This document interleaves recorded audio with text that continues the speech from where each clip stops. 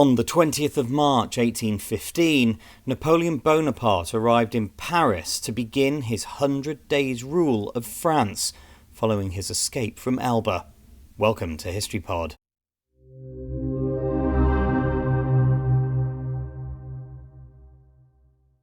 After his abdication in April 1814, Napoleon was exiled to the island of Elba.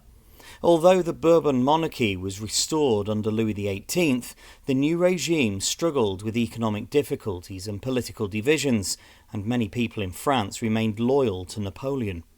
On the 26th of February 1815, Napoleon escaped Elba and marched to Paris. On the way, he was met with increasing support, and many of the soldiers sent to arrest him instead joined his cause. On the 20th of March, he entered the capital, and Louis XVIII fled. Napoleon sought to consolidate his rule by promising reforms and peace in Europe, but the powers of the Seventh Coalition, including Britain, Prussia, Austria and Russia, declared him an outlaw and prepared for war.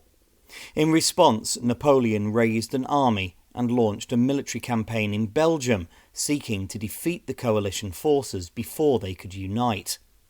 Nevertheless, the Battle of Waterloo on the 18th of June 1815 saw Napoleon face the Duke of Wellington's British-led forces alongside a Prussian force under von Blücher. Despite initial successes, Napoleon was overwhelmed and the French were forced to retreat. Napoleon himself returned to Paris, but his defeat at Waterloo made his position untenable. On the 22nd of June, he abdicated for the second time. Napoleon attempted to flee to America, but surrendered to the British on the 15th of July. He was exiled to the remote island of St. Helena in the South Atlantic, where he remained until his death in 1821.